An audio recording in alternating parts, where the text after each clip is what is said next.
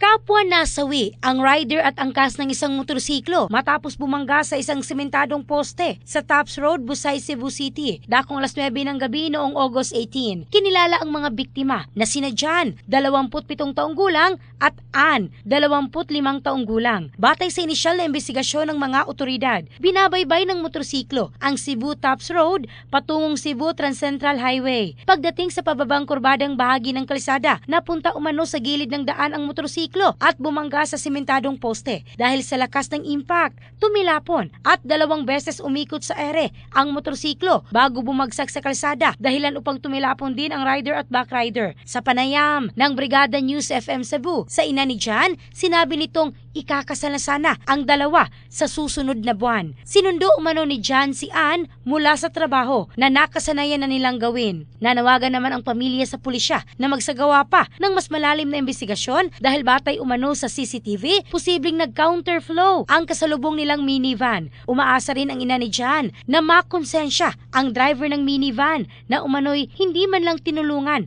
ang kanyang anak. Aniya, buhay pa si John ang dalhin sa ospital, kaya hindi nila inaalis ang posibilidad na mas mataas sana ang kanyang tsansang mabuhay kung agad siyang natulungan. In the heart of changing lives, ako si Michelle Craste ng Brigada News Philippines, the Music and News Authority.